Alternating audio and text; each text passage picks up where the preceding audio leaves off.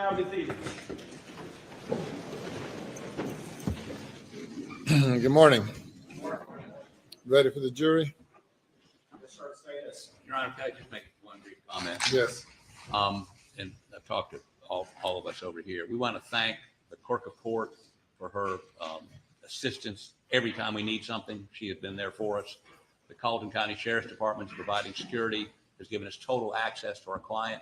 We feel like we've been treated extraordinarily well by all court personnel. And I want to put on the record, since there seems to be a national media interest here, I've tried many cases in many jurisdictions, and I've never been treated at this level of courtesy and understanding. Thank you. Okay. Absolutely echo those. Everybody's been great. Absolutely. Yeah, I echo that as well. Very good. Let's bring the jury.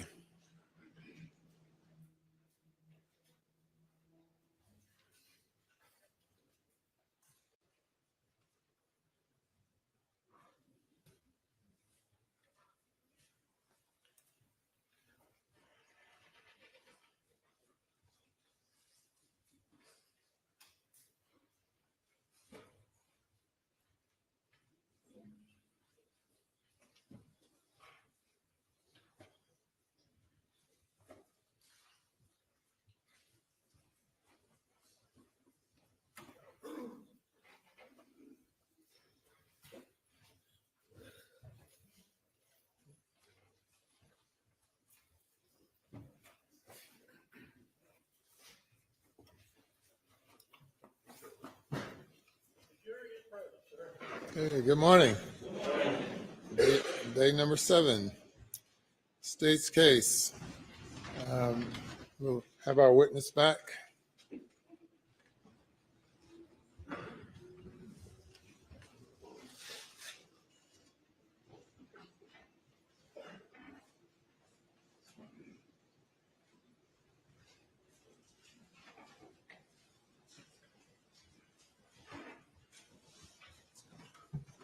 Yeah, remind you, you're still under oath.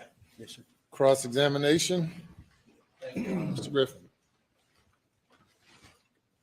Good morning, Agent Cross. Good morning, sir. On June 8th, I understood that was your first involvement in this case. Is that correct? Yes, sir, that is correct. And you went to Moselle on the morning of the June 8th? I was en route to Moselle, got rerouted to the office, and then went and conducted an interview, and then back to Moselle. That's right. You interviewed Rogan Gibson and then went to Moselle. That is correct. And what time did you get to Moselle?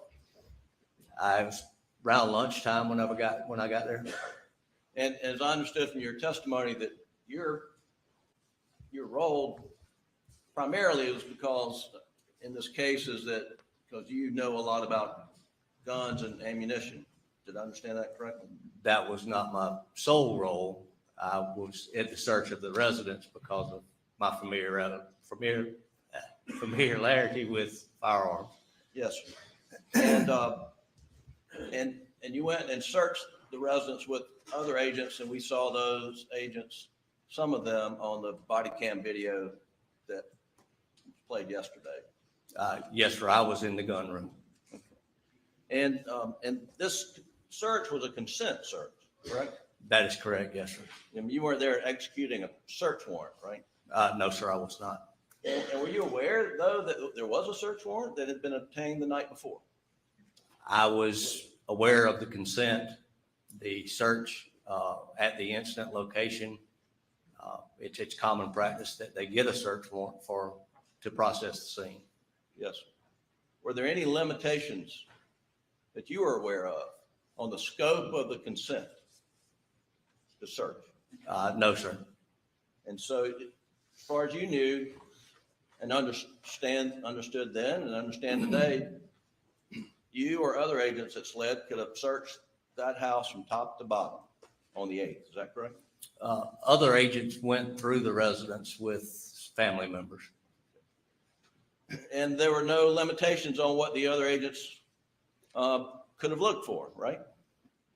Again, I can't say what limitations was placed on them as they walked through the house. I was in the gun room.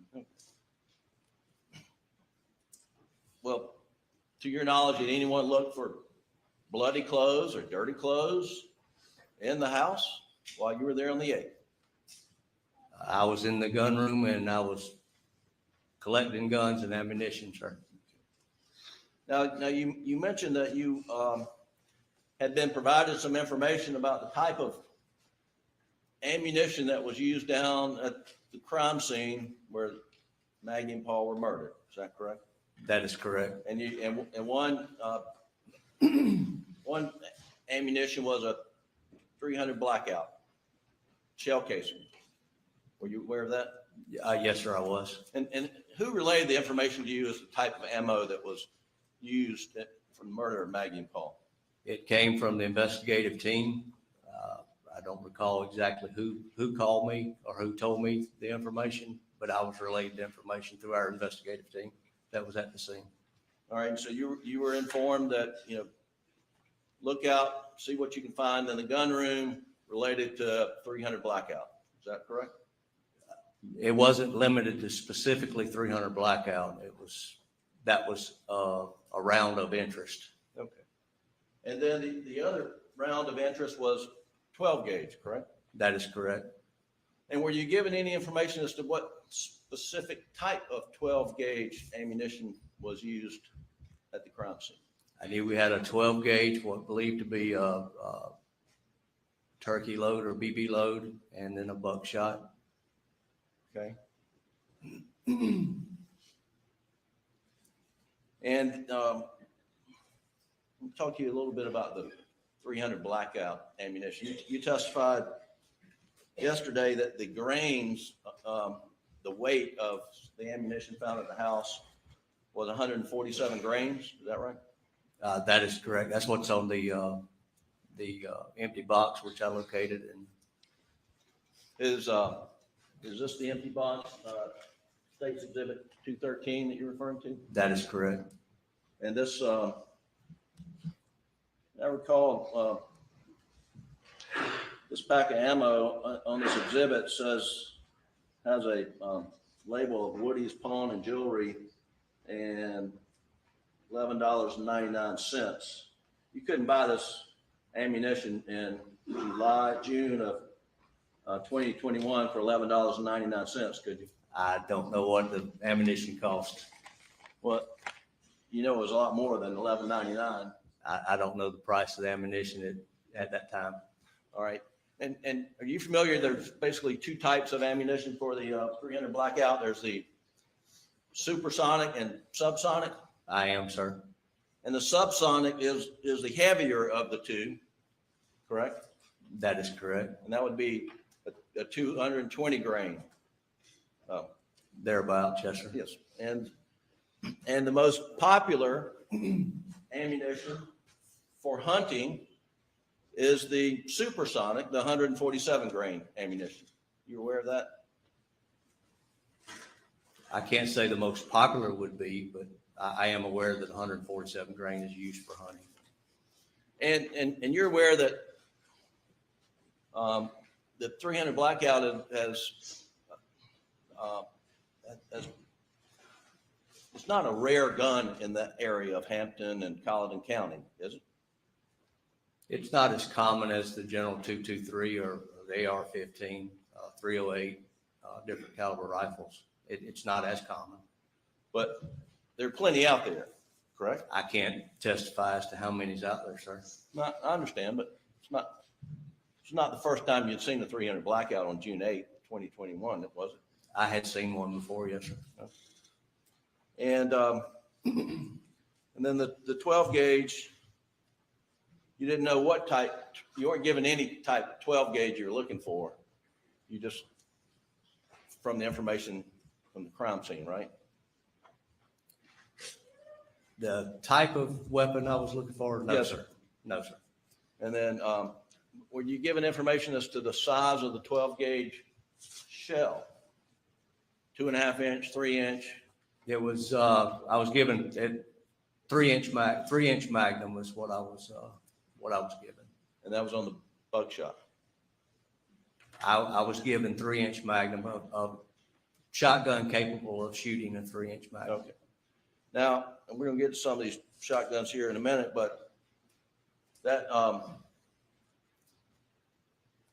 the Browning light doesn't even shoot a 3-inch shell, does it? It does not, 2 3/4 what it shoots. Right. And yet you seized it I secured it, yes, sir. and you brought it here to the courtroom and introduced it in this case. I did, sir. Yeah. A gun that couldn't even fire the bullet that killed Paul, right? It did not fire the rounds that was located at the scene. Right. In fact, none of the shotguns that you brought yesterday, according to the ballistic report, your lab analysis, fired the shots that killed Paul, correct? I do not have the lab report in front of me. Well, you certainly know that after June 8th, SLED was diving in ponds and waterways looking for the murder weapons. Isn't that correct? We were diving, looking for potential evidence from the scene. Have you ever found the murder weapons? To your knowledge? Objection, Your Honor. That's outside the scope of his knowledge. Objection's overruled. Not that I'm aware of, sir.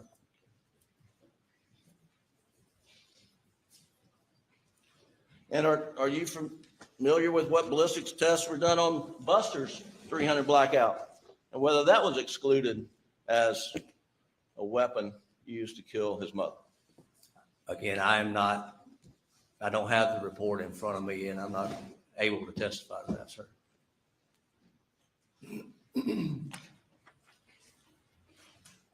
And you brought these empty turkey load, exhibit 214, I believe, brought these into evidence, the box of turkey shells, That is the boxes I collected, yes, sir. and these were empty, Yes, sir, they were. and these were found in the trash can? Yes, sir. They were found in a trash bag, yes, sir. Okay. And you, let's see. Exhibit, the other end has exhibit number. Exhibit 90 is the Browning Auto 5 Light 12 gauge, which we already talked about, wouldn't even hold a 3-inch shell, but there were no shells, no ammo in the Browning weapon, which is exhibit 90 you brought to court, right? There was no rounds in that weapon. When you seized it on the 8th, no rounds in it, right? That is correct, yes. All right.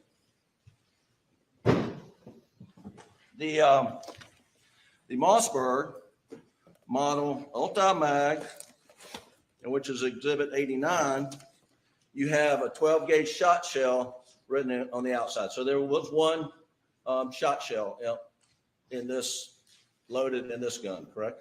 That is correct, yes, sir. And do you remember if it was buckshot or birdshot? It was black. I don't remember what it was. Will you be able to look at it and tell us? Yes, sir. All right, I'm gonna hand you exhibit 89 and ask if you can pull out the ammo in there and tell this jury if that's birdshot or buckshot first.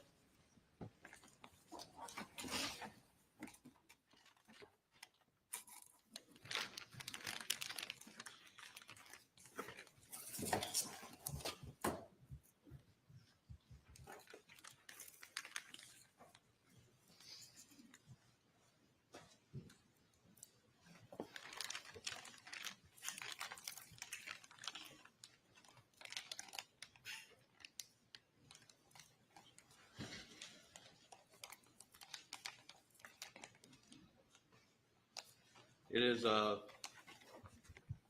Browning 12 gauge, 3.5-inch Magnum, 2 1/4, number 7 and 9. And that's for hunting turkeys, right?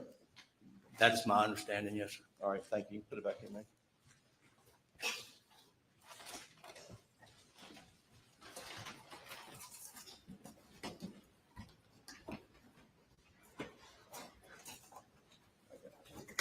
This end is not closer.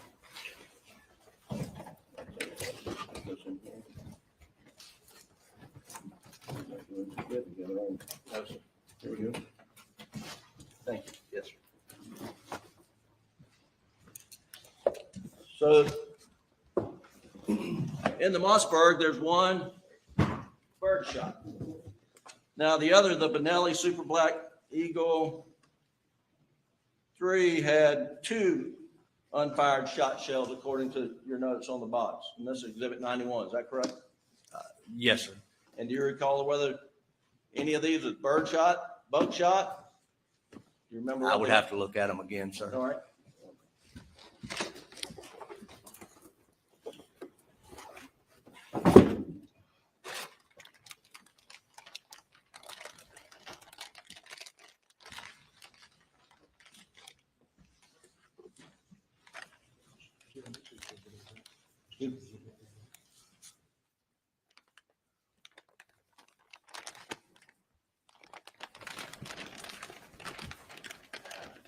That was Exhibit 91 for the record.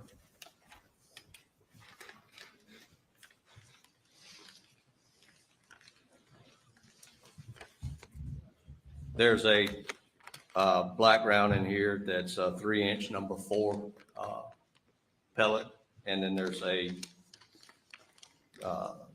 7 2.25 ounce 3.5 inch with an 89 millimeter.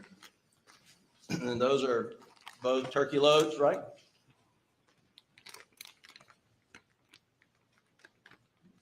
It could be used for turkey, yes, sir.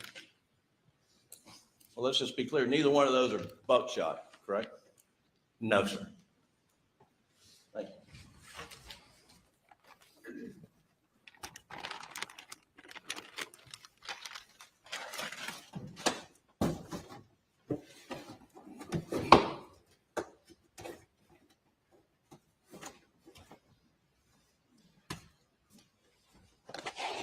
And again, these were ruled out as having any involvement in the murder of Paul, right? Exhibit 91. I can't testify to any lab reports. I don't have the lab reports, and that's out of the scope of what I did. Was it correct to say, Agent Croft, that you did not find any guns loaded in the gun room or anywhere at Moselle that had a bird shot and a buckshot loaded at the same time? The only weapons I've recovered are the weapons that are there with the rounds that we have just looked at. Yes, sir. And if you or another agent in your presence made a representation that we found in the gun room a gun with similar loads as that we found at the crime scene, that would be an incorrect statement, would it? I don't think it would be incorrect to say that guns were loaded in a similar fashion using 2 different types of ammunition, 2 different loads. Well, there's no buckshot in any of the 2 guns that you found loaded, correct? Not when we collected them, no, sir. And the turkey loads or the bird loads that we just looked at, those the pellets in those are lead, are they not? I would have to look at the actual boxes that came in or the pellets that are in it. Some of them are steel. I'm not sure. So do you know the difference between the steel and lead? Do I know the difference? Yeah. And what's the difference? Why would you have steel versus lead? Steel shot is used a lot in waterfowl hunting, that type of stuff. Lead shot is used for normal everyday rabbit, squirrel, dove. Well, we do have some boxes here, 214. Can you tell us whether this is lead or steel?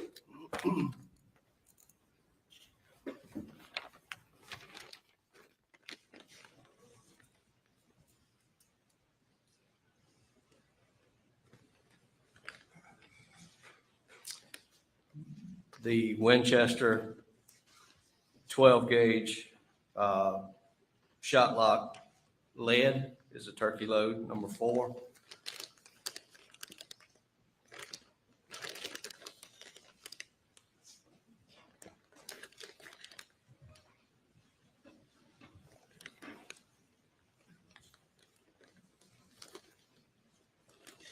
The Browning box, I do not see it indicated on the box what the ball is or the pellets are. Well, let me ask you, is there a turkey on the face of that box? There is a turkey on the face of the box, yes, sir. Turkey a waterfowl bird or land bird? Turkey is a land bird, sir.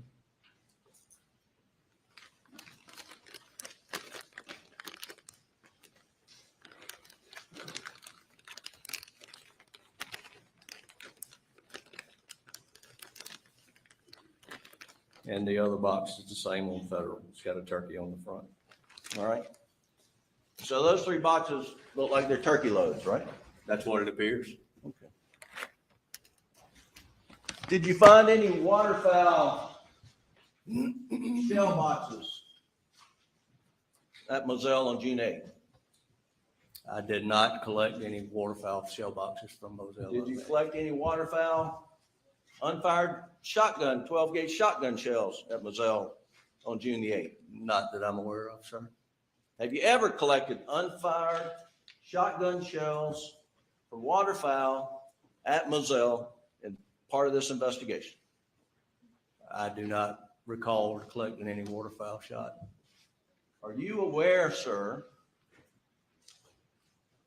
that the shot that blew Paul Murdaugh's head off was Winchester dry lock steel waterfowl 12-gauge ammunition? I was aware that the pellets were steel. Well, you can look at the outside of the spent shell casing and see that it's Winchester dry lock, correct? If I had the shell casing, yes, sir, I can see it. And you know that to be a waterfowl, a duck load, correct? I know that it's primarily used for duck load, yes, sir. And you know that's what killed Paul Murdaugh. I do know that it was steel shot. And you didn't find any similar ammunition at Moselle on June the 8th or any time after that, correct? I did not, sir.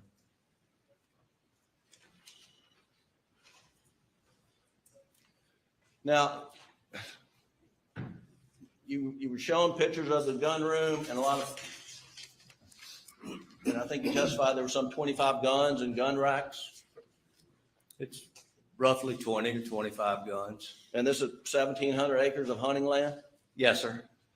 And I mean, did it shock you to see that many guns? They were all hunting guns, were they not? It did not shock me to see that many hunting guns.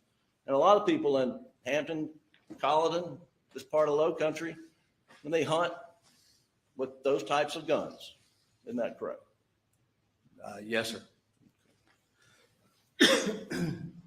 And nothing, you didn't find anything unusual about the number of guns they had in their house, right? I did not, sir. Thank you. Now, you mentioned that you know something about the injection pattern of the 300 blackout. You remember testifying about that? I remember testifying that it ejects to the right and slightly backwards.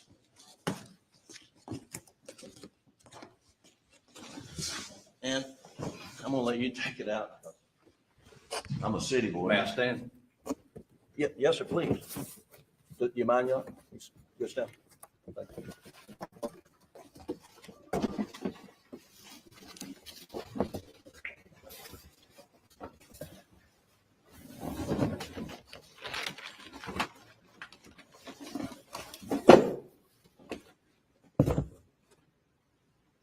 So if you could, while you're standing, if you could just step down and point the gun at that door, and hopefully no one comes through, and show the jury the direction that the shells would go.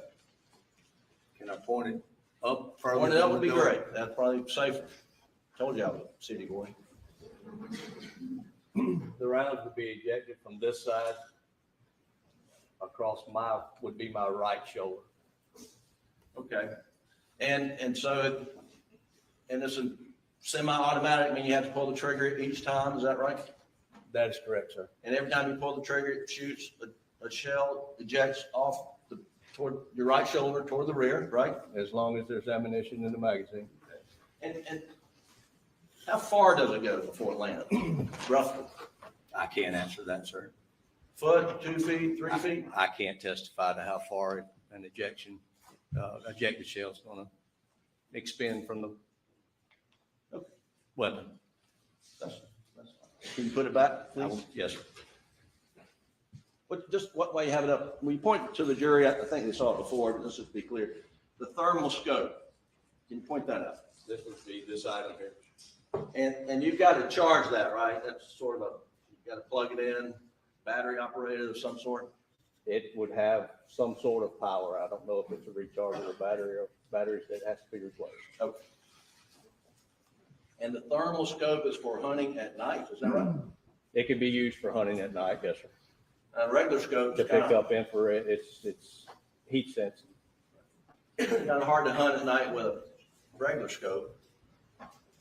Because it doesn't pick up. Scope and infrared heat. light would work, but this is also used. Yeah. All right, thank you. Yes, sir.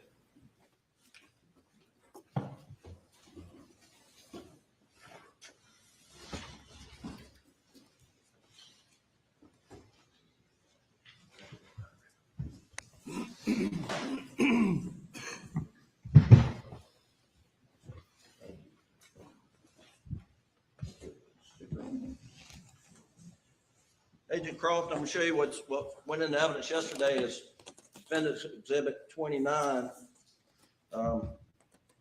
And can you see it from up there? Yes, sir, I can. And these, like marker 7, 5, 6, I'll just, it's identified in the legend up here, but these are 300 blackout shell casings. Do you understand that to be the case? I don't see marker 5 on the printout on the left-hand side there. It's not on. 1, 2. Well, let's just follow along. If these are in fact shell casings, from what you just described to the jury, the ejection path of the 300 blackout, where would the person shooting the gun be standing in relation to these markers? Your Honor, 6, out of 5, 6, and 7. objection, not qualified as an expert. Objection's overruled.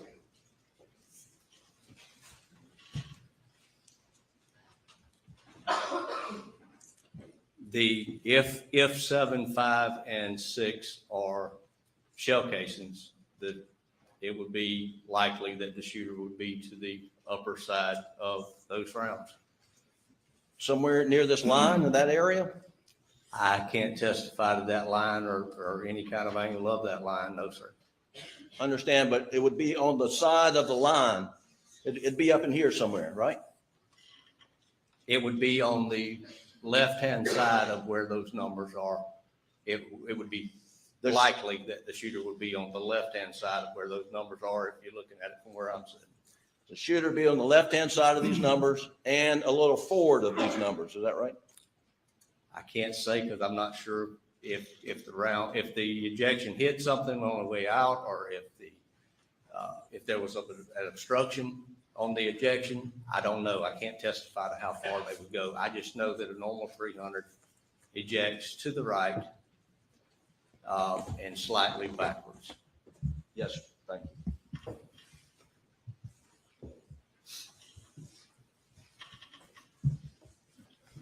Oh, you were at Moselle on the 8th. I think we've established that. And did you go back on the 13th? I did, sir. And you went to the house on the 13th as well? I did, sir. Okay. And we saw body cam from where you're picking up shell casings around the side door, 300 blackout shell casings around the side door. And I think, was that the 8th when you got the shell casing next to the? That was around 2 o'clock on the 8th, a little after 2. Now, jury will have the video if they want to see it, but as you're standing out there, you can see the rooftops of the shed building and some other structures down at the kennels where the murders took place. You remember, you could see the rooftops? I would think you could see the rooftops. But that's all you could see, correct? You couldn't see sled agents working around down there by the dog kennels. No, sir, there's planted pines between the residents and the kennels. So the fact of the matter is, you can't see people at the dog kennels from the house based on your personal observations. Is that correct? From where I was standing, no, sir. Now, you also testified about the location of Maggie's phone, how it was found. Yes, sir. Did you go out there when it was located? Yes, sir, I did. You recall how it was located? Yes, sir, I do. How was it located? We sent information to the phone company for a ping. The ping was actually 20-something hundred meters, which is a long ways. We then learned that she had Find My iPhone on her phone. One of the family members assisted with locating that phone, getting a better location on the phone, and we were ultimately able to find it. So you found the phone, Maggie's phone, by family member using Find My iPhone. And I think it was John Marvin is the one that assisted us with that. And do you think John Marvin was using Buster's phone to do that? I don't have a clue what he was using. And then when the phone was collected, you provided the password. Remember, you testified the password was provided. We were provided the PIN to open the phone. Yes, sir. Are you aware that Alec Murdaugh provided the PIN to SLED so they could open Maggie's phone? Again, I don't know where the passcode or PIN came from, but we were provided a PIN. Do you know what a Faraday bag is? Yes, sir, I do. Did anyone have a Faraday bag? I did not have a Faraday bag that day. What's the purpose of a Faraday bag? To prevent any tampering from outside sources once a cell phone is collected. And you can put the cell phone inside a Faraday bag so it can't hit Wi-Fi, cell phone towers. Again, it prevents any tampering from outside to prevent anybody from being able to communicate with the phone. It From any helps. outside sources. It's a tool to secure the evidence to prevent tampering. It is Inadvertent or intentional tampering, right? Yes, sir. It is one tool that can be used. And was Maggie's phone put in a Faraday bag when it was seized on the side of Moselle Road? No, it was not. Did anyone ask or bring up the fact that, hey, maybe we should get a Faraday bag before we move this phone? I did not ask. Anybody ask in your presence? Not that I'm aware of.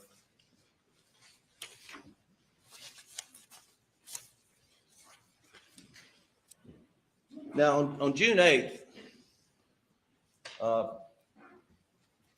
you were briefed and you were advised that Alec found his wife and son murdered. He was the one that discovered them, correct? Yes, sir. And on June 8th, you knew that he was Maggie's husband, Paul's father, immediate family, correct? Yes, sir. And as part of your longtime experience investigating crimes, murders in particular, someone who finds the bodies and is related to the victims is always going to be looked at. Is that fair? That would be a fair statement, sir. And y'all were looking at Alex on the 8th. SLED was, correct? Yes, sir. And would you have a label? Was he person of interest or suspect on the 8th? We were looking at Alec being the one that found the deceased, being the husband, the father, in an attempt to get Mr. Alec out of that immediate circle. And you've described this investigative circle. So you draw a circle around potential persons of interest, and Alex was in that circle, correct? We don't draw a circle around any individual person. We worked with the crime scene, which is what we consider the circle.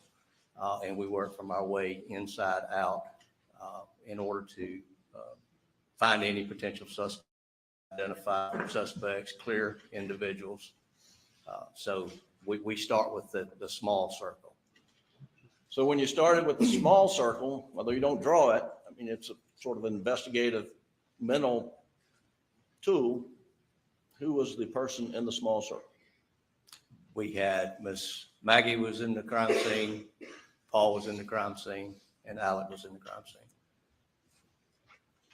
And you remember that on the morning of the 8th, there were media reports that Alec was a person of interest in the murder of his wife and son. Do you remember that being public knowledge? I try to avoid the media in any investigation because I don't want to be influenced by anything that's said.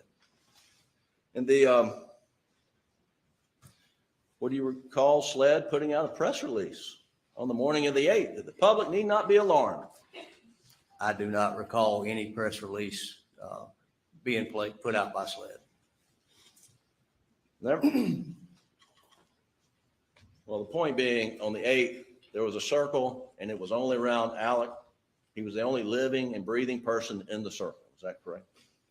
That is the only person that we could place in the circle at that time. And on the 8th, SLED knew that, from what interviews with Alec,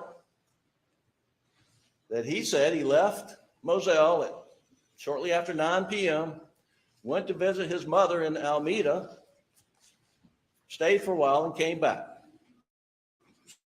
You were that fact. I am aware of that. Did anybody at SLED ever, on the morning of the 8th, hightail it over to Alameda and search the house for any evidence whatsoever? I did not go to Alameda and search the house on the 8th. Are you aware of anyone ever going to Alameda to search the house until sometime in September of 2021? There was a number of agents out working. I'm not sure what the other agents did.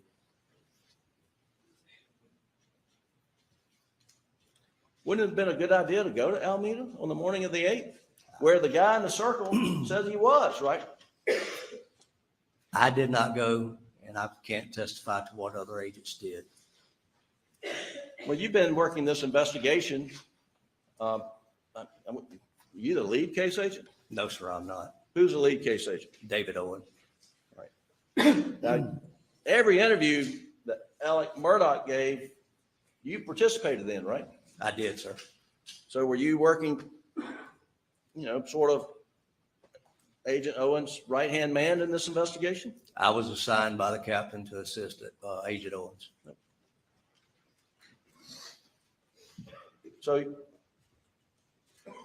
it's fair that you knew daily developments as the investigation progressed, right? We had briefings with each other on the case. Yes, sir. And you knew that at no point in time in June, July, August, anyone went over to Alameda, searched the house, searched the property for any dirty clothes or any murder weapons. I know that I did not go, and I'm not sure what the other agents in the investigative circle had done.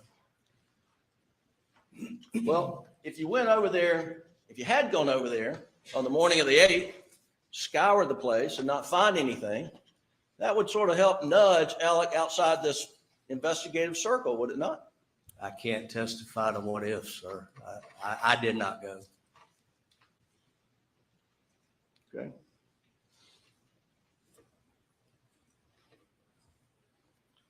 On the 8th, you were asked to point out who's that person, who's that person, who's that person. That's Ronnie Crosby. He's a lawyer. That's Mark Ball. He's a lawyer. That's Lee Cope. He's a lawyer. You remember that testimony? I do, sir. Now, Alec wasn't lawyering up on the 8th. Those were his friends who came over to help him. Correct? They were given counsel to Alec as far as what we were doing. They were making phone calls to his counsel. That was the instruction which we gave. We were given. And they were assisting you, as you saw in the body cam, go through the evidence that you ended up seizing in the gun room, right? They pointed out some items that they had concerns about. Did you find that their efforts were obstructing your investigation? They didn't obstruct our search within that gun room, no, sir.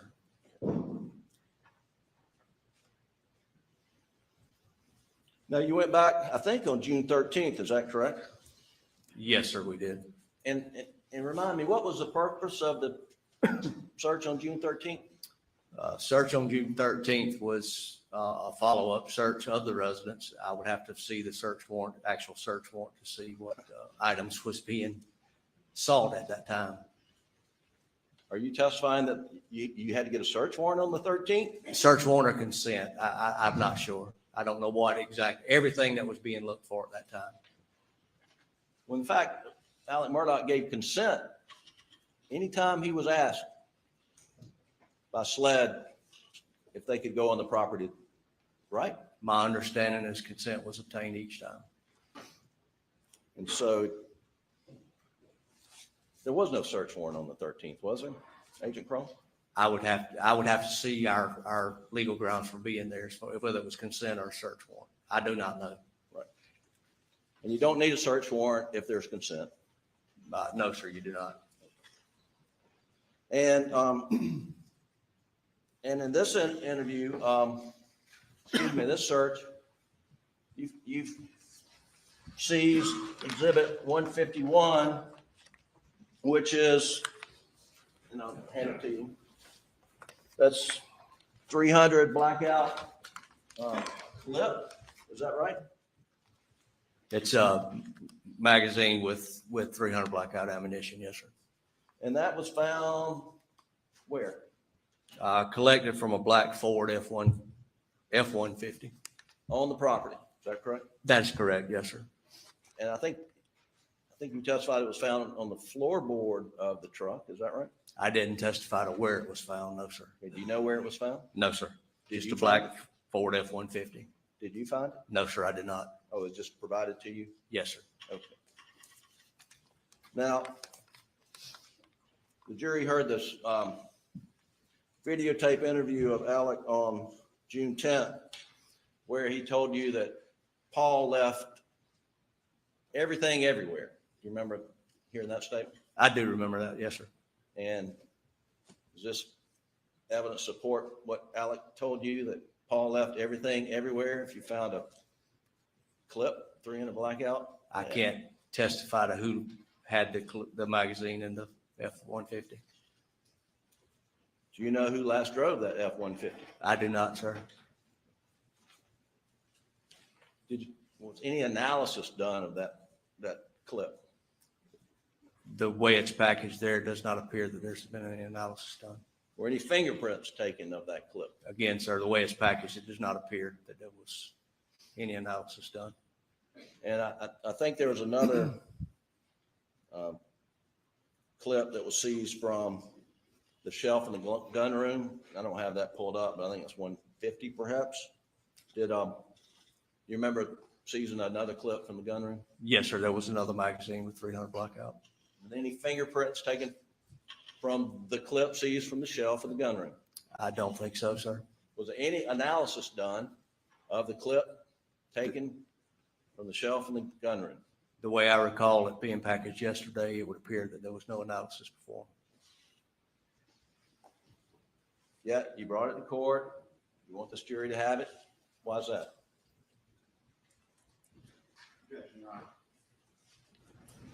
Basis for the objection. I believe that's outside the scope of this witness's purpose here as to why it's being offered into court.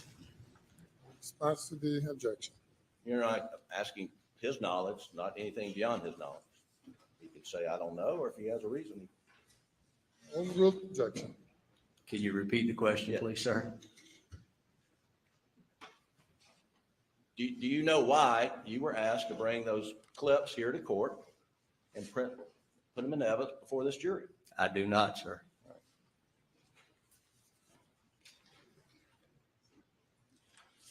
Now, you also did a search of the shooting range. I couldn't go through my notes, and I don't have a date. Was that on the 13th or a different day? I'm not sure if it's the 13th or the 16th. 16th? I think you may be right. Either way, again, that was a consent search, right? You didn't have a search warrant for that. We did get consent for that, yes, sir.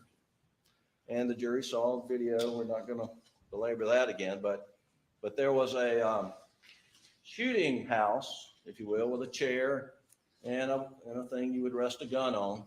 And we saw you picking up a lot of shell casings, right? Yes, sir. And the shell casings you were picking up were the 300 blackout spent shell casings, cartridges, right? That is correct, sir. But there was a lot of brass in there that were not 300 blackout cartridges, right? There was additional brass that was not 300, yes, sir. Now, we didn't get a good look. If you're sitting in that chair in that shooting house downrange, do you remember what was on the other end of 100 yards or so away? Do you remember what was on the other end? I do not recall what's back on that end, no, sir. Target of some sort. Are you aware there's a big dirt mound there? A berm, too. That's safe, right? You don't want to be shooting a rifle just going down without something to stop it. So there's a berm there to stop it. It was right? going into a wooded area, yes, sir. But there was a Dirt berm. mound. There was a dirt mound. There was a target and then a dirt mound behind it. That's correct. Now, we saw you picking up.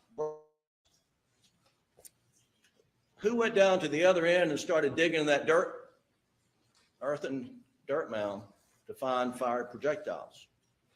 I did not go down to the other end, no, sir. In fact, nobody at SLED went to that other end to dig out 300 blackout fired projectiles, did they? I did not, and I don't know what the other agents did, no, sir. Well, you're assisting Agent Owen. You're going to briefings.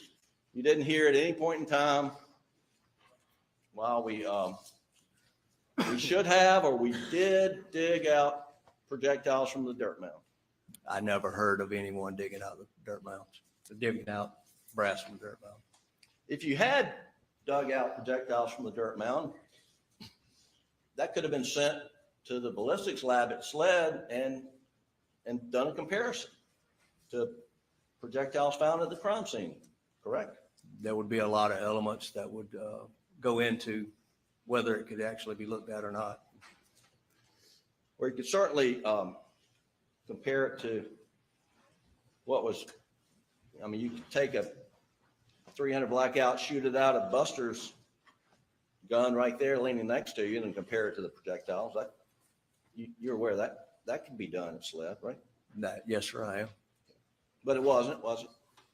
I'm not sure what testing was done on this particular rifle to compare it to anything at the scene. Okay. Now let's go to the June 10th interview.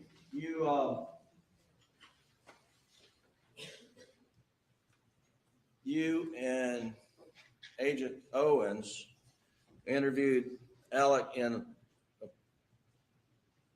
Agent Owens' SUV, SLED issued vehicle on June 10th, right? Yes, sir, we did. And that was at Brother John Marvin's hunting lodge in Barnville or somewhere close by, right? Yes, sir. Not yet, though, not yet.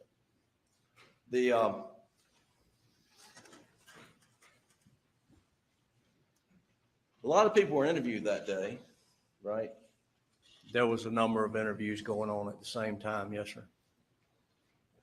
And again, that was consent, correct? The interviews were consensual. Yes, sir. And you interviewed, the folks being interviewed that day not only included Alec, but they included John Marvin, his brother, his son Buster, and his other brother Randy. Is that correct? To my recollection, yes, sir. And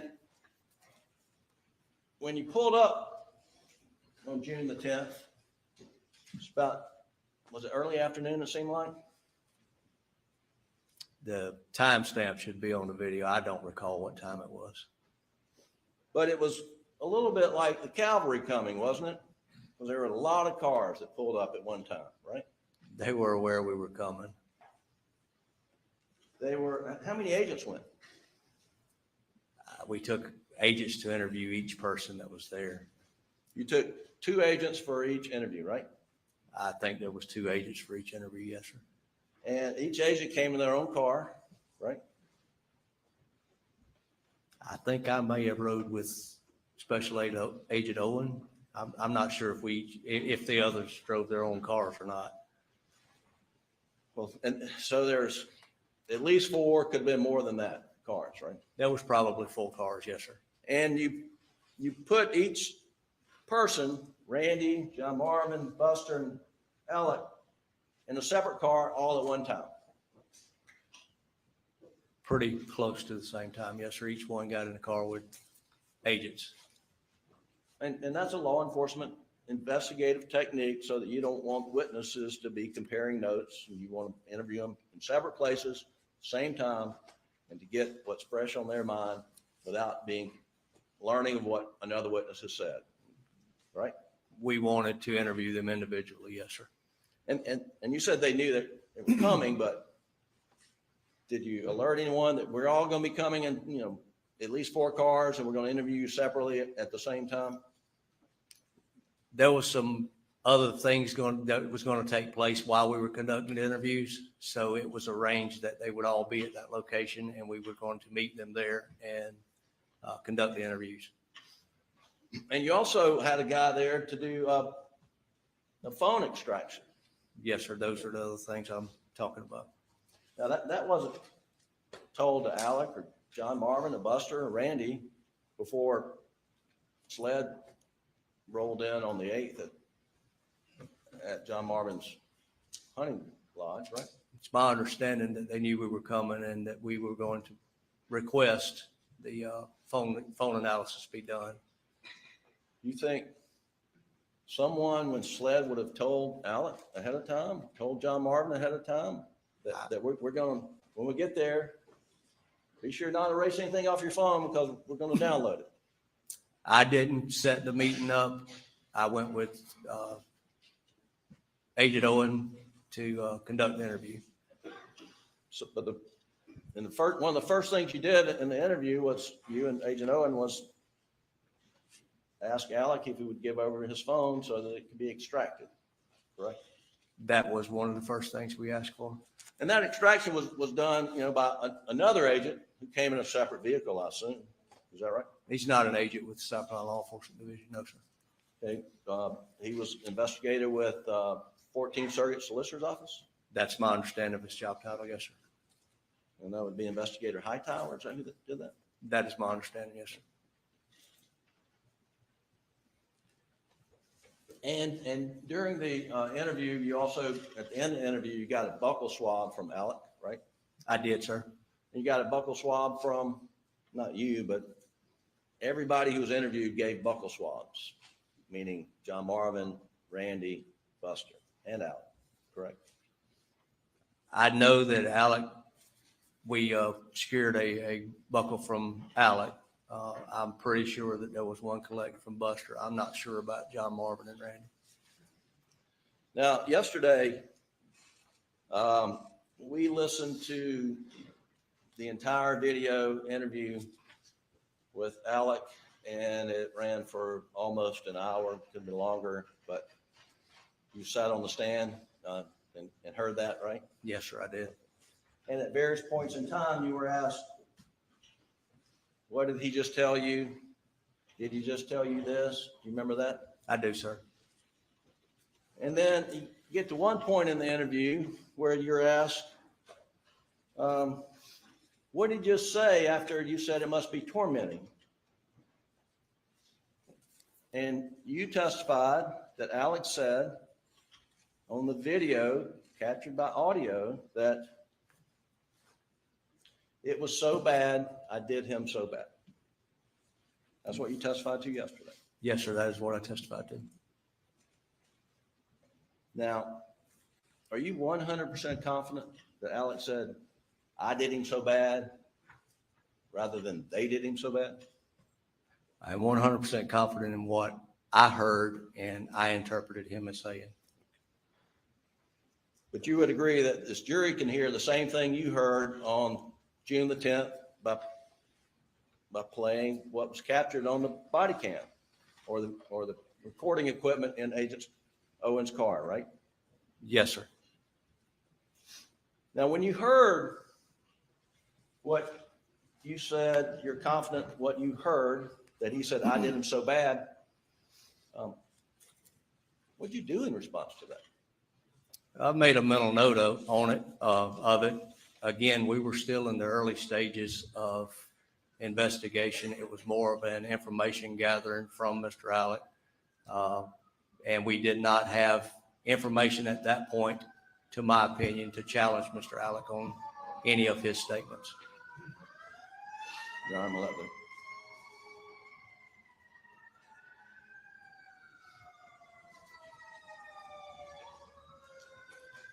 So Alec Murdaugh was the one and only in this circle on June the 10th. You're in the car with him, and according to your testimony, he says, I did him so bad. That is what I understood him to say. Yes, sir. And yet you just said you took a mental note of it. Yes, sir, I did. I mean, if the guy in the middle of the circle, the only one in the circle, says, I did him so bad, isn't that a significant statement if he actually said that? It's definitely something we would follow up with. You never followed up with it, did you? There was a third interview conducted with Mr. Alex. There was a third interview. There was a third interview conducted on August the 11th, 2021, right? I don't recall the exact date. We hear about it, but you were there, right? Yes, sir, I was. Tell the jury, if you asked Alec Murdaugh on August 11th, 2021, what did you mean back on June 10th when you said, I did him so bad? We didn't make it to that point, sir.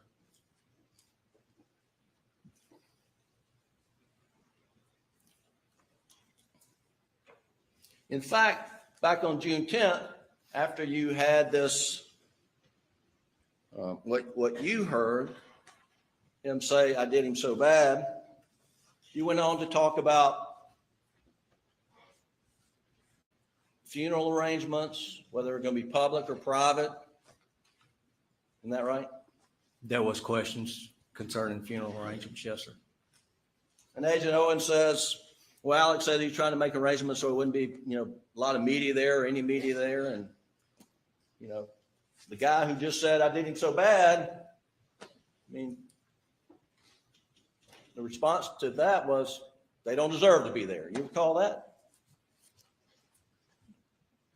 Repeat that again, sir. You recall Don't Agent mind. Owen saying in your presence to Alec, the media did not deserve to be at Maggie and Paul's funeral. I do recall Agent Owen saying something about the media not being there. Yes, sir. And that was after, according to you, he said, I did him so bad. Yes, sir. Consider that to be some sort of confession on June the 10th? Again, it was something that we were definitely going to follow up on. Yes, sir.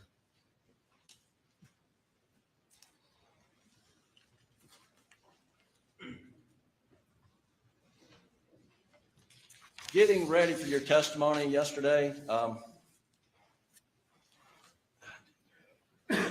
Excuse me. did you review a transcript that was prepared by SLED of that interview of June 10th with Ellen? No, sir. I have never seen a transcript that was prepared for that. Are you aware the transcript was prepared at SLED? No, sir, I am not. Are you hearing that the first time? Yes, sir, I am.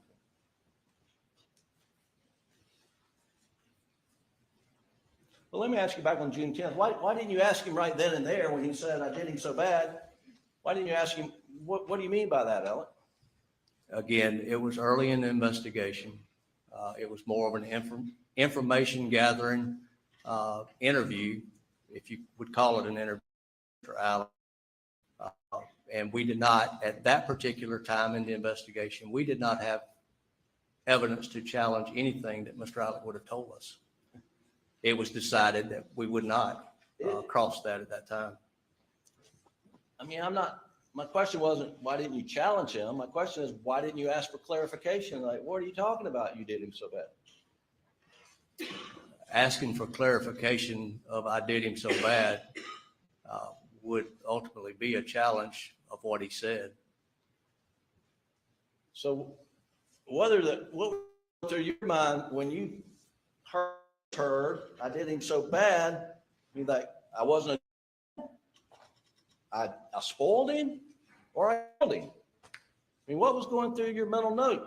There was a mental note that it was definitely something that we needed to follow up on and ask at a later time.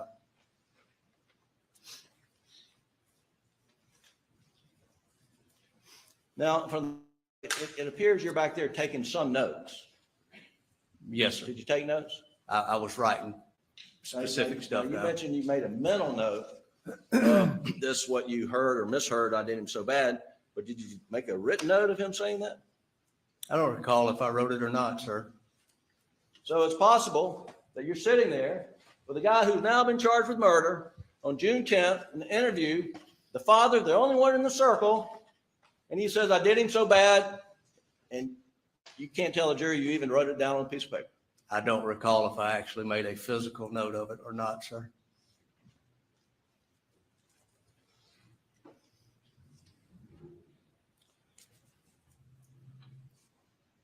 I'm going to play that clip from State's Exhibit 243, which is in evidence. I want you to listen again with the jury. Hang on, young.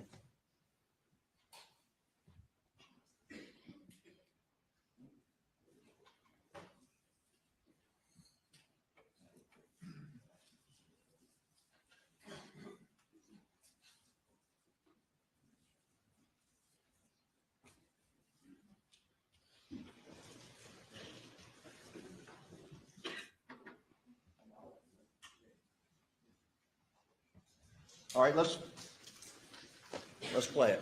Please, Doug. Exhibit 243 in evidence. It's tough. They're so bad. It's so bad. All right. Back it up and play it in real time again, Doug. Real time.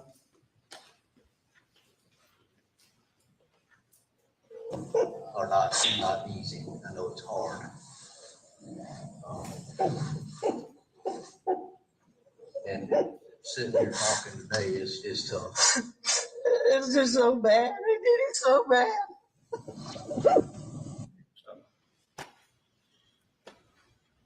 Did you hear now, they or I? I will still testify that my hearing, I hear I. Your Honor, we'd like to play it again at 1/3 speed to slow it down. It's just the same.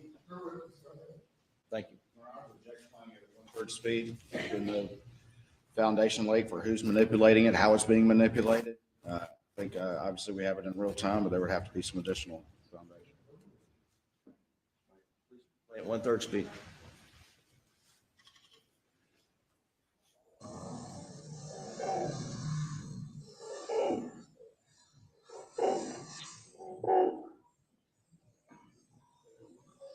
And sitting here talking today is tough. It's just so bad. It's so bad.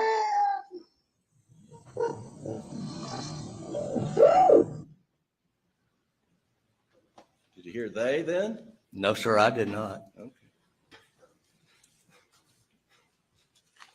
You would agree the jury gets to decide what he said on that tape. That's the best evidence. I agree that they get to hear the tape and make their own mind up as to what he said. Yes, sir. Thank you. That's all I have on that. Now,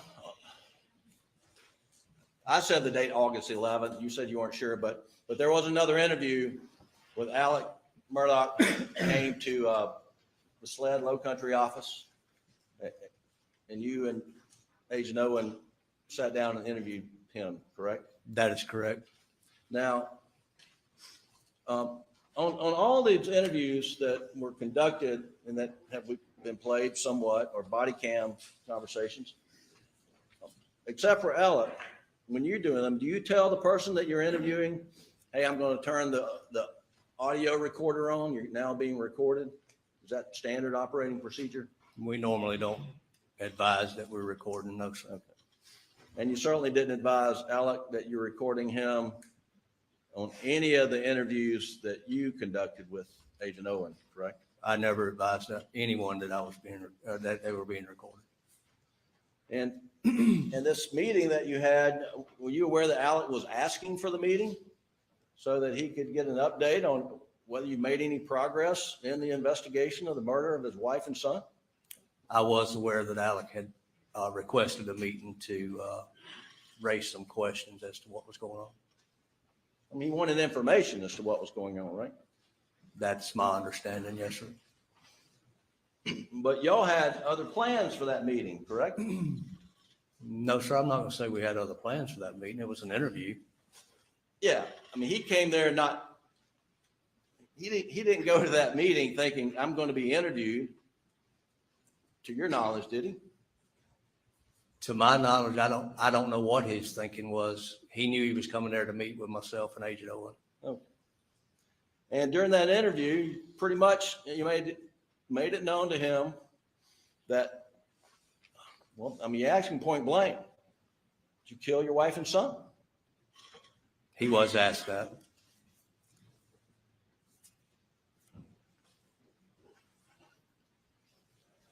And you made it pretty clear that, well, let me ask you, at that point in time, was he full bore suspect in your murder investigation? He was still a person of interest. There was some questions that we had regarding information that we had obtained that only he could answer. And did he answer the questions that you asked? Yes, sir. And then at the end of that interview, he asked you to meet with Maggie's mom and dad, Mr. and Ms. Brandstetter, and her family, correct? I think that was the end of the second interview, not the third interview. All right. Well, shortly after that, shortly after that third interview with Alec, which we'll get the date in the record eventually.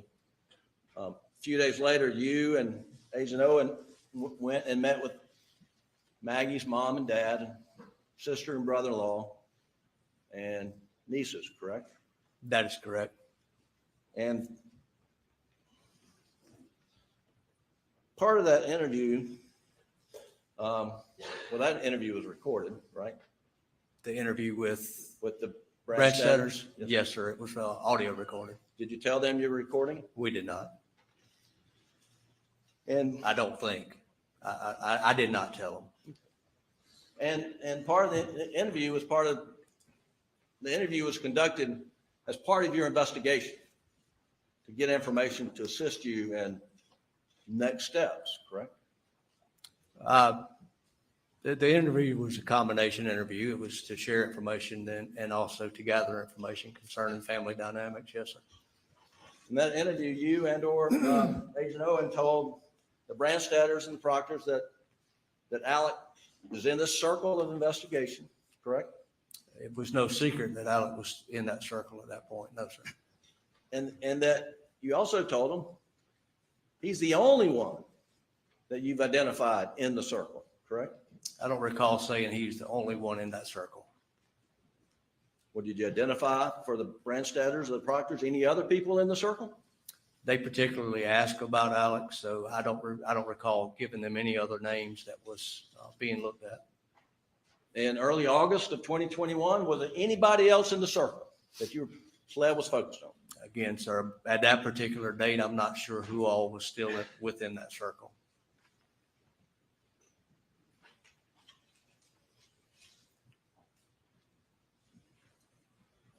And during this interview, Maggie's mother, Ms. Kennedy Brandstetter, her father, Mr. Terry Brandstetter, her sister, Marion Proctor, and brother-in-law, Bart, and their children described for y'all their observations of Alex's relationship with Maggie and Paul, correct? From their observation of their relationship, yes, sir. And that was, you were asking that as part of your investigative tool and getting Yes, sir, information. that's correct. And they reported to you that Alec had a loving relationship with Maggie and Paul, correct? Rule 801 and 802. Pardon? Objection, Rule 801 and 802. Response? It's not being offered for the matter asserted, Your Honor, what he did in response to that. Objection sustained.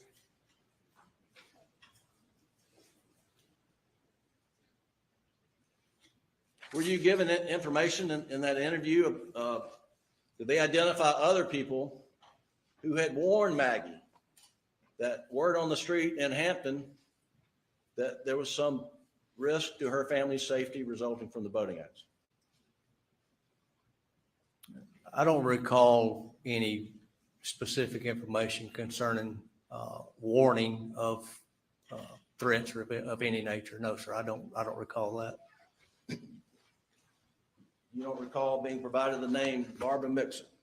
I do recall being provided names of those that may have information, but as far as specific information, I do not recall any specific information that was shared by the Brandstetters. You know whether Ms. Mixon was ever interviewed following your meeting with the Brandstetters? I know I never interviewed Ms. Mixon. Were you given information about Ms. Keena Traherne of a similar nature? Again, I never interviewed Ms. Traherne, if her name was given, no, sir. 1 minute, Your Honor, man. Check to see when I left.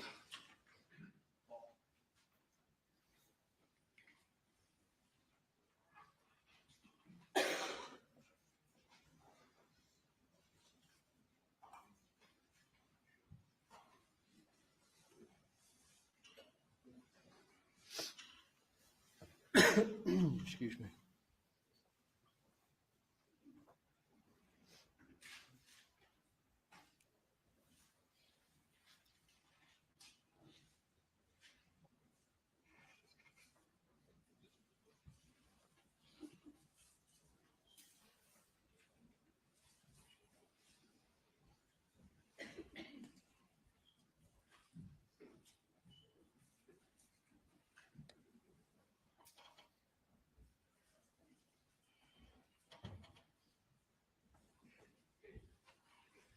That's all the questions I have, Your Honor. Thank you, Your Honor. Senior Special Agent Croft, a couple things. When you went back, or you went and searched that house, your focus was searching for guns. Is that correct? That is correct, sir. And to your knowledge, when other agents walked through the house with the family members, and this is on June 8th, fundamentally, they were looking for firearms. Is that correct? That is my understanding, yes, sir. You were asked about these weapons that you seized that are put into evidence, and you were looking for any potential weapon that could fire rounds consistent with those that were used at the scene. Is that right? That is correct. I'm going to redirect, Your Honor. That's for a little bit. Don't leave the witness. Yes, sir, Your Honor. What is the point of gathering as much evidence as you can when you have that opportunity? What are you trying to do there? We were trying to gather as much evidence that could be tested as potential weapons for the scene to be able to include or to exclude Mr. Alex or these weapons from being the person responsible for the murders. You were asked a little bit about this right here, and this was June of 2021, correct? That is correct, yes, sir. Had COVID had any effect generally on the availability of ammunition? I'm sorry? Had COVID had any effect generally on the availability of ammunition? Yes, sir. And tell the jury what, if any, effect that was. Ammunition was difficult to get during that time because of the shutdowns during COVID. Did you find a lot of ammunition inside the defendant's residence? There was quite a bit of ammunition. Did you inside. find a lot of different types of ammunition inside the defendant's residence? Yes, sir, we did. Did you find a lot of S&B 300 blackout in the defendant's residence? That was mostly what we found. You were asked about the commonality of various rounds blackout through others, and you mentioned 308, 223, and 556. Can you tell the jury a little bit about those rounds and why they tend to be a bit more common as you testified to, please? I'm sorry, can you mind repeating? Yeah, sure. You testified. Objects beyond the scope. I didn't ask anything about 223s and whatever he said. He asked about the commonality of blackout, and he answered about those The other witness calibers. asked you to repeat the question. I would like to hear it as well. Yes, sir. You were asked earlier about the commonality of blackout, and you mentioned it was not as common as 308, 223, and 556. I was asking you to explain a little bit about those calibers and why they were more common. 223 is a very common round. It's utilized in law enforcement. 556 is utilized within law enforcement and also within the military. It's prior to COVID, it was easily found, fairly cheap ammunition to go out and shoot as far as rifle ammunition goes. 308 is a hunting rifle, which can be used for larger game such as whitetail and stuff like that. 308 is also a common round that's used within the law enforcement and the military side. It's a very common round. 300, on the other hand, it's just at that particular time, 300 rounds or weapons were just not that common. How many criminal investigations have you worked where 300 blackout was the murder round? I have none. You were asked earlier about the boxes and what has been admitted into evidence as states 214. And are there multiple exhibits in that particular bag that was not opened? Yes, sir, it is. Right? And aside from the boxes, what, if any, other exhibit is in that particular bag? It is what appears to be a credit card receipt with one particular item circled. And that item circled was what? Gucci.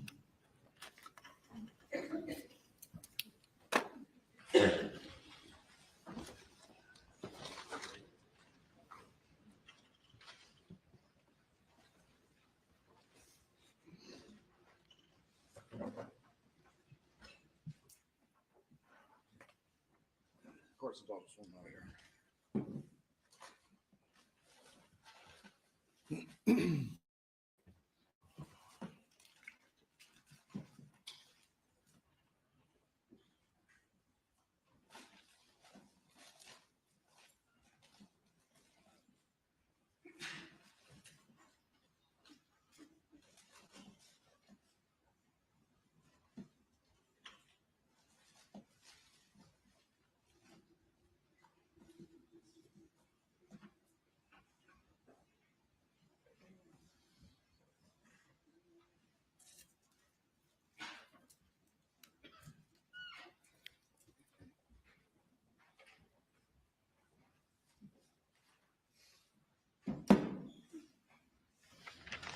You're asked a few questions about what the lab report found.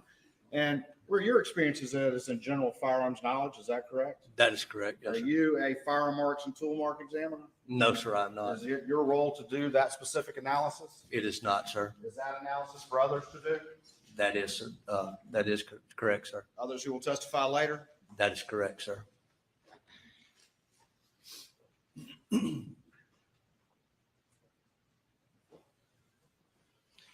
You were asked a number of questions about the various loads in some of these shotguns.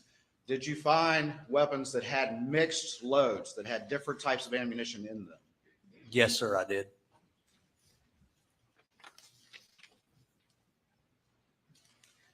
You were asked a couple of questions about the board that Mr. Harpootlian put into evidence yesterday. You recall those? Yes, sir, I do. Are you aware that both victims had stippling on them from their gunshot injuries? Yes, sir, I am. And what is stippling? Stippling is a powder burn pattern which is left on an individual due to a close range shot. To a close range shot. That is correct. Thank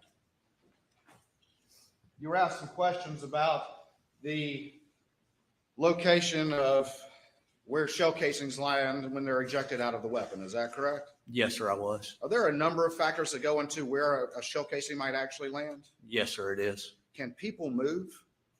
I'm sorry, sir. Do people move? People can move, yes, sir. You were asked a couple questions about the cell phone and whether or not it was put in the Faraday bag. Do you know if that phone was put in airplane mode? I think it was, yes, sir. You've been asked a number of questions about the defendant and the investigation. Do you recall during the course of the interview on June 10th, did Agent Owen mention that y'all had talked to 100 people at that point? I do, yes, sir. All right. And was the investigation just focused on Alec Murdaugh, or was it focused on anyone and everyone it could focus on? It was absolutely not just focused on Alex Murdaugh. In that particular interview, did Agent Owen mention victim advocates or any sort of grief counseling to Alec Murdaugh? Is that correct? Yes, sir, he did. When you're that early in an interview and you are interviewing someone who might be in the circle, as Mr. Griffin describes it, are you trying to keep your ears open? Yes, sir, I am. Are you trying to keep the lines of communication open? Yes, sir, I am. Are you going to confront somebody that early on, or are you going to try to keep the dialogue going? Action leading, Your Honor. Don't lead the witness. What is your goal when you're that early in an investigation and interviewing witnesses or potential subjects? Again, based on what we had in this particular case, the interviews conducted with Mr. Alec was more of an information gathering type of interview. It wasn't an interrogation by no means.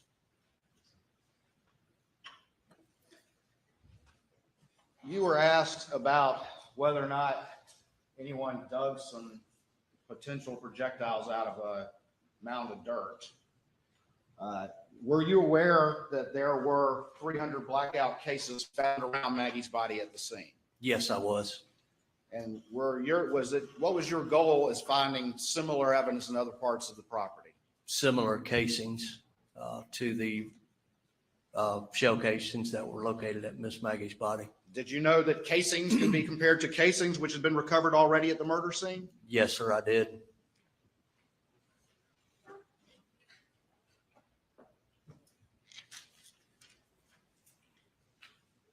Did you find cases outside of the side door? Yes, sir, I did. 300 blackout cases? Yes, sir, I did. Did you find 300 blackout cases at the range across the street? Yes, sir, I did.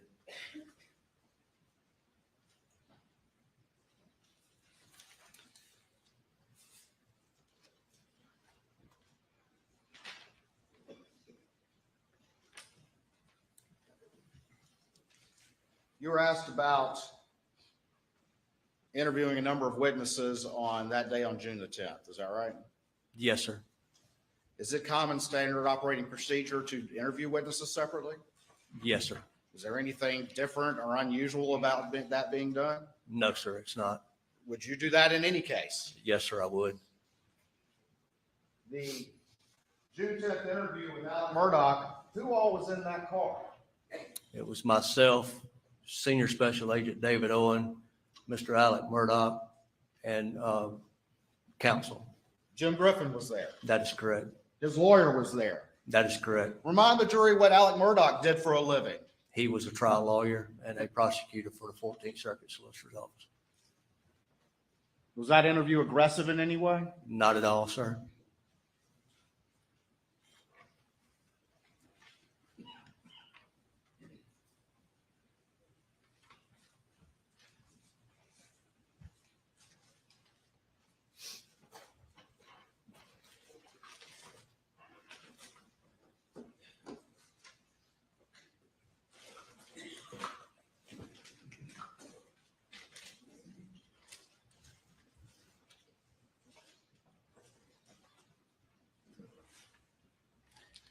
You're asked a number of questions about various firearms evidence that was seized in this particular case. Is that correct?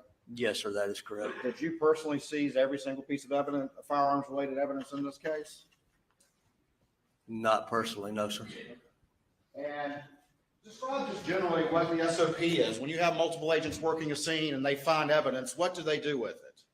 They generally will mark it or locate it, and then one particular person actually does the collection to package and make sure that it gets to our lab. All right, and there could be multiple individuals doing that collection? Yes, sir. And then where does it go from there? What happens to sync it all back together? It's generally packaged, turn over to a crime scene or an analyst at our lab. Chain of custody is to track that particular piece of evidence as to where it went. Are efforts made by those collecting it to avoid tampering with the evidence? Absolutely.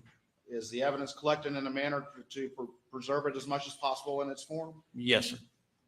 Is that standard operating procedure for all of SLED? Yes, sir.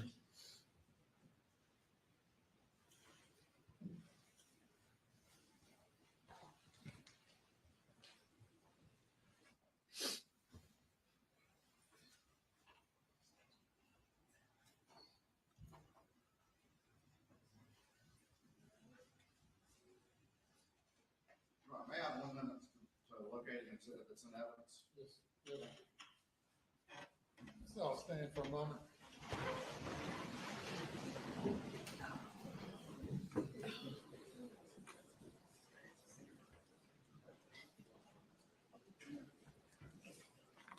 Is this what you're looking for, Craig?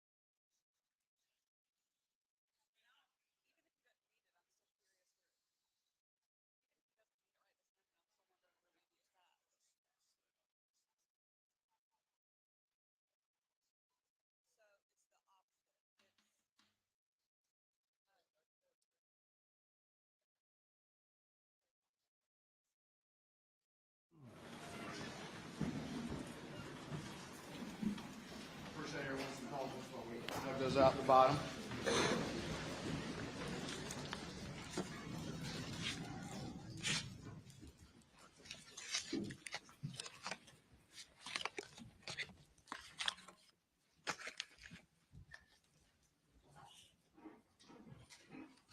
All right, I'm going to show you what's been marked as Exhibit 145 in evidence. And can you publish what the crime scene notes reflect about where that was recovered? It's one unfired shot shell from a state box on bookshelf and gun room, head stamped Winchester 12 gauge. Can I ask you to take these scissors and carefully cut that open, please? Could I have the Elmo up, please, back there as well? The Elmo.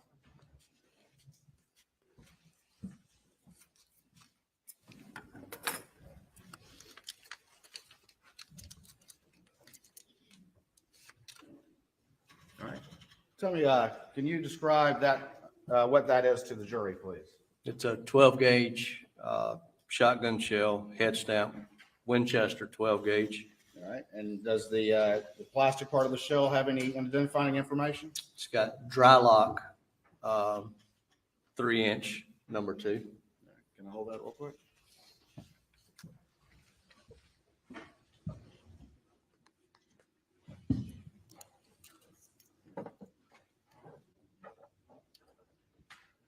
Is this what the round you were just seeing?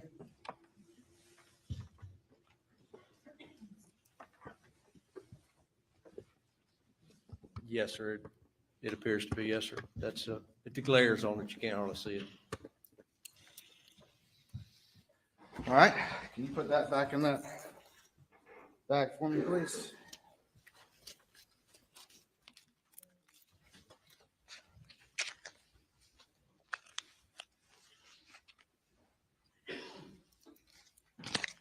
All right, I'm going to hand you what's been marked and entered into evidence of States 149. And if you could, first of all, publish again what the crime scene notes say about that particular round. One unfired shot shell from a state box on bookshelf in gun room, head stamped Winchester 12 gauge. All right, and if you could, please, again, carefully open that bag and pull out what's inside and describe it for the jury, please.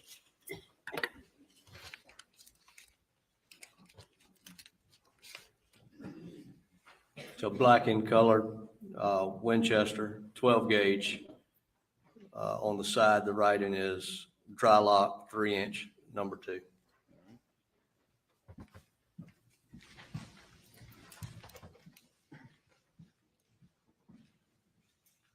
This is the unfired 12 gauge shell that you were just describing? Yes, sir, it is.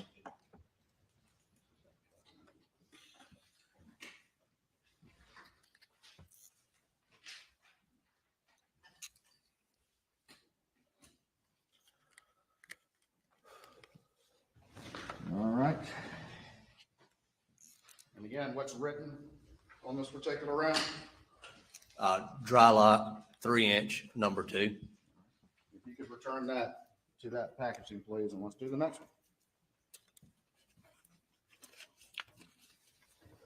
one. We'll hand you what's been marked as State's Exhibit 146. And again, if you could tell us what the crime scene notes say on that, please. One unfired shot shell from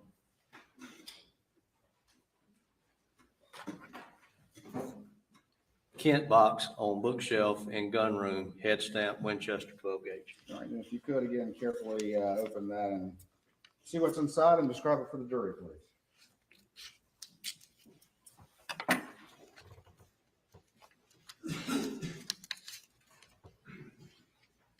It's a 12 gauge shotgun shell, Winchester head stamp, dry lock, 3-inch, number 2.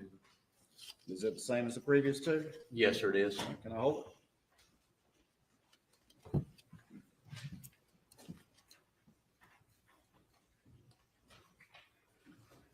All right, you'll put that one back for me. Do the fourth verse.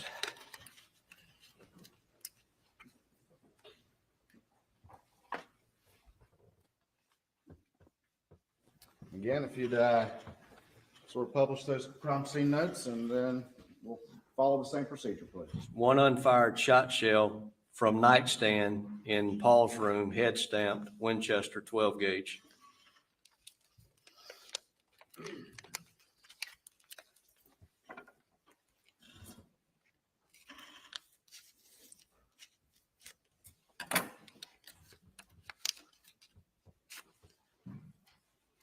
All right. Tell me what, describe it to the jury. Head stamp Winchester 12 gauge. On the side is got writing dry lock, 3-inch, number 2. All right. Same thing? Yes, sir.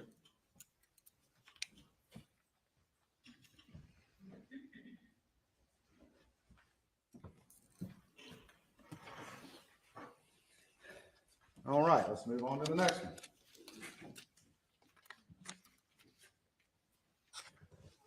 I'm going going to show you what's been marked as Exhibit 150 into evidence, State's Exhibit 150. And again, if you can, as best you can, tell the jury the crime scene notes on that exhibit.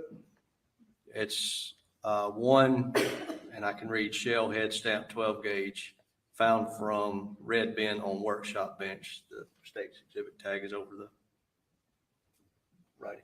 Gotcha. On workshop bench, correct? Yes, sir. All right. If you would carefully open that and then describe what you find to the jury, please.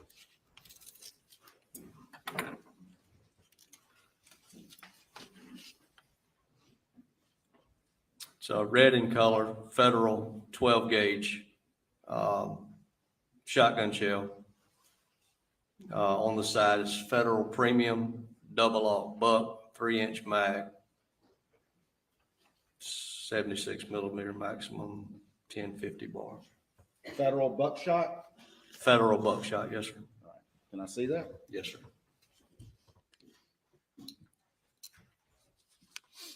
This was found where? On the workbench from the red bin on the workbench.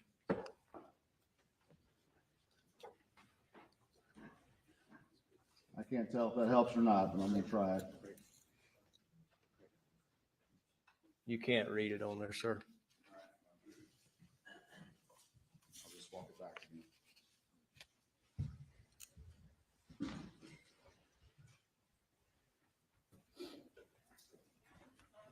All right, if you could secure that back.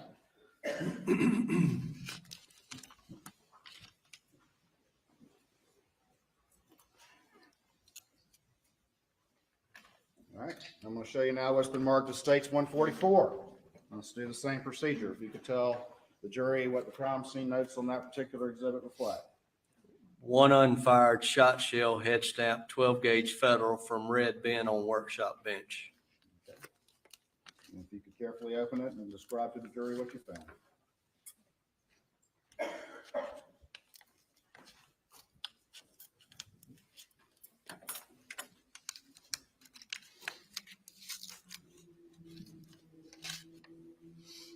It's a red in color federal 12 gauge.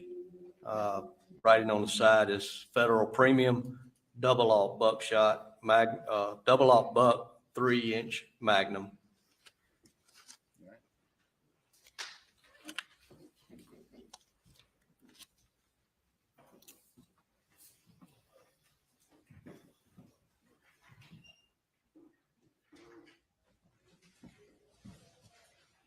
If you could secure that back for me, please.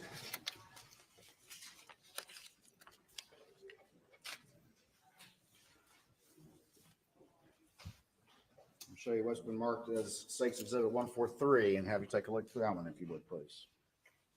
If you could read what the crime scene notes say. One unfired shot shell head stamp 12 gauge federal from red bin on workshop bench. Again, carefully open it and describe to the jury what's inside.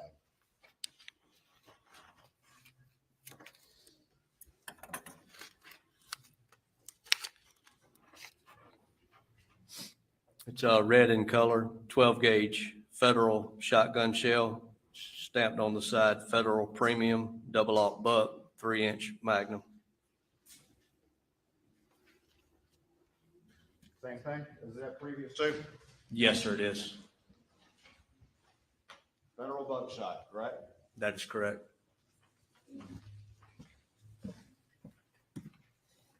All right, if you could put that back for me.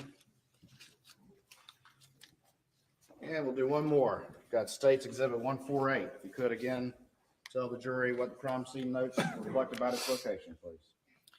Says one unfired shot shell head stamp 12 gauge federal from red bin on workshop bench. All right, if you could, carefully open it and tell the jury what's inside.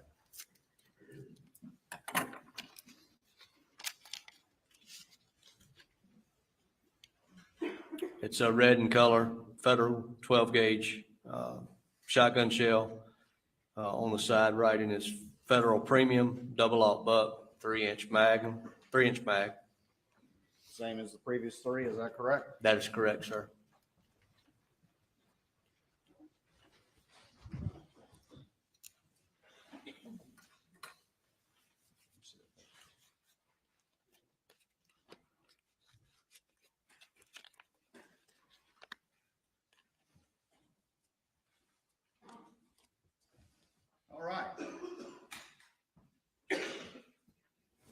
4 dry locks? Yes, sir. 4 buckshot? Yes, sir. The dry locks are what brand? They're black in color. They are Winchester, And the buckshots are what? Federal.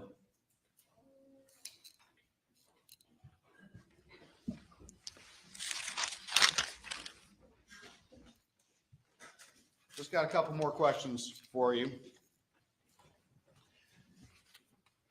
You were asked whether or not you took down any notes at any point in the interview or at a particular point in the interview. Yes, sir. The interview is being recorded. Is that correct? That is correct, sir. Was Alec Murdaugh in custody at that interview? He was not, sir. Was that interview voluntary? It was, sir. Was that interview aggressive? It was not, sir. Was his lawyer present? His attorney was present, sir. And he's a lawyer too, or Yes. was a lawyer? Yes, sir. Further recross. Just very briefly, Your Honor. Agent Croft, you mentioned stippling with regard to the injuries of Maggie. Do you know how many bullet wounds she had that had stippling? I know at least one bullet wound had stippling. Yes, Just sir. one. That's all you remember. Yes, sir. All right. And then talking about on the June 10th, y'all had interviewed 100 people or more, broad investigation. But did you have anybody else in the circle on June 10th besides Alec Murdaugh? We had names of interest that we were interviewing. Yes, sir. And then you were asked about projectiles versus shell cartridges.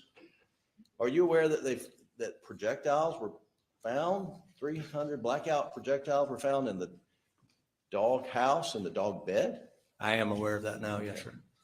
and that there's a 300 blackout projectile found in the dirt by the tire track. Yes, sir. So there were projectiles that were found. That's correct, sir. Yet you're out of the range. You don't look for projectiles, right? I was collecting the 300 blackout spent shell casings from the gun room, or not the gun room, I apologize, the shoot house. Now you were showed a number of shot shells, buckshot, and apparently dry lock. What date were those seized?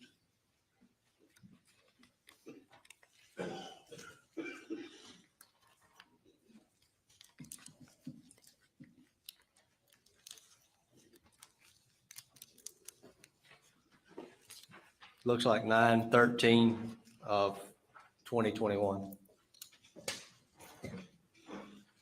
Those were seized 3 months after the murders?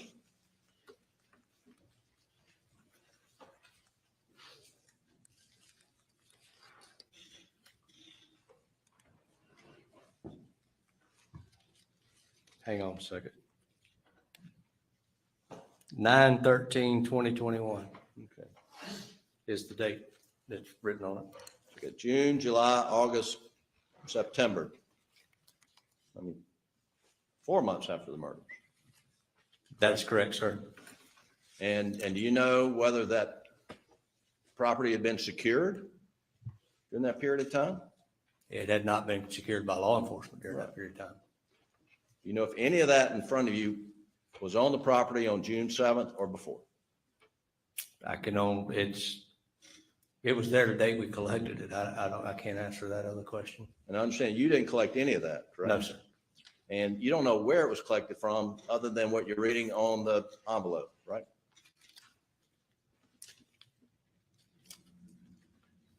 And you're reading someone else's evidence description. Is that correct? That is correct, sir. That's all I have now. Okay, you messed up now. Thanks, sir. And we'll take a break now, about 10 minutes or so.